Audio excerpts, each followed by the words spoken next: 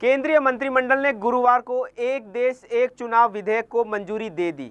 इससे पहले सितंबर में केंद्रीय मंत्रिमंडल ने एक देश एक चुनाव को लेकर बनी कोविन समिति की रिपोर्ट को मंजूरी दी थी।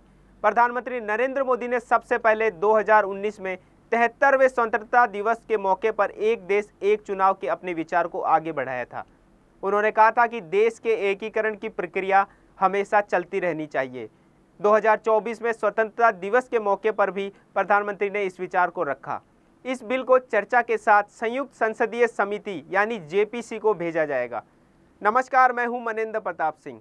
एक देश एक चुनाव से जुड़े दो बिल सरकार लाने जा रही है। उनका नाम केंद्र शासित प्रदेश कानून विधेयक 2024 और संविधान संशोधन विधेयक 2024 है। यह 129वां संशोधन होगा। इस बिल से जुड़े संविधान के 4 अनुच्छेदों में संशोधन का प्रस्ताव पेश करेगी। ये 4 अनुच्छेद 82A, 83, 172 और 327 है। संविधान संशोधन विधेयक में एक नया अनुच्छेद 82A यानी लोकसभा और सभी विधानसभाओं के लिए एक साथ चुनाव शामिल करना और अनुच्छेद 83 यानी संसद के सदनों का कार्यकाल, अनुच्छेद 172 यानी राज्य विधानसभाओं का कार्यकाल और अनुच्छेद 327 संशोधनों का प्रस्ताव में संशोधन करना शामिल है।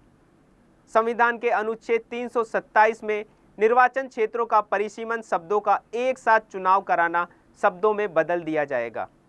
सरकार ने एक साथ चुनाव कराने के लिए केंद्र शासित प्रदेश सरकार अधिनियम 1963 की धारा 5 और राजधानी क्षेत्र दिल्ली सरकार अधिनियम 1991 की धारा 5 में संशोधन करने का प्रस्ताव रखा है। इसी तरह जम्मू और कश्मीर पुनर्गठन अधिनियम 2019 की धारा 17 में भी संशोधन किया जाएगा ताकि लोकसभा और राज्य विधानसभा के चुनाव एक साथ कराए जा सके। विधेयक में 2034 के बाद एक साथ चुनाव कराने का प्रस्ताव है। सरकार ने कहा है कि वर्ष 1951-52, 1957, 1962 और 1967 में लोकसभा और राज्यसभा के चुनाव एक साथ हुए थे। हालांकि 1968 और 1959 में कुछ विधानसभाओं के समय से पहले भंग होने के कारण लोकसभा के एक साथ चुनाव कराने का चक्र बाधित हो गया था। एक साथ चुनाव कराने के लिए पूर्व राष्ट्रपति रामनाथ कोविंद की अध्यक्षता में 2 सितंबर 2023 को एक उच्च स्तरीय समिति का गठन किया गया था। विचार विमर्श और जांच के बाद समिति ने एक साथ चुनाव कराने के लिए 14 मार्च 2024 को राष्ट्रपति को अपनी सिफारिशें सौंपी। पूर्व राष्ट्रपति रामनाथ कोविंद ने कहा कि लोकसभा और राज्य विधानसभाओं के चुनाव एक साथ कराने की अवधारणा भारतीय जनता पार्टी की नहीं बल्कि देश के संस्थापकों की सोच थी।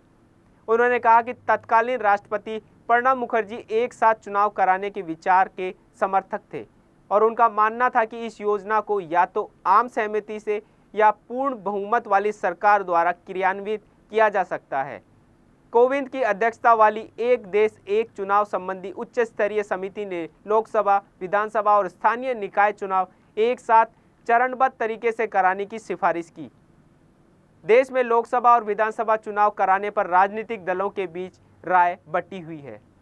कांग्रेस सहित विपक्ष की कई पार्टियां इसका पुरजोर विरोध कर रही है, जबकि सरकार का कहना है कि इससे समय और लागत दोनों की बचत होगी। प्रशासन का काम बेहतर होगा। सरकारें 5 साल तक अपने विकास कार्यक्रमों पर ध्यान केंद्रित कर सकेंगी। 25 नवंबर से शुरू हुआ संसद का शीतकालीन सत्र 20 दिसंबर को समाप्त होने की उम्मीद है। अब तक इस सत्र में सोरोस के साथ कांग्रेस के संबंध समेत कई मुद्दों पर हंगामा हुआ है। इस सत्र के दौरान संविधान पर बहस विपक्ष की प्रमुख मांग रही।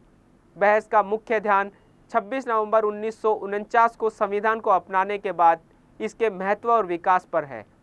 भारतीय संविधान सभा ने औपचारिक रूप से संविधान को 26 जनवरी 1950 को लागू किया, जिसके साथ ही भारत एक संप्रभु लोकतांत्रिक गणराज्य के रूप में स्थापित हुआ। भारत सरकार ने 2015 में 26 नवंबर को संविधान दिवस के रूप में मनाने की घोषणा की। तब से हर दिन इस दिन संविधान को अपनाने का जश्न मनाया जाता है। रुकते हैं एक विराम के लिए। बाकी की खबरों के लिए आप बने रहिए डीसी न्यूज़ इंडिया के साथ। तब तक के लिए मुझे यानी मनेंद्र प्रताप सिंह को दीजिए इजाज़त। नमस्कार।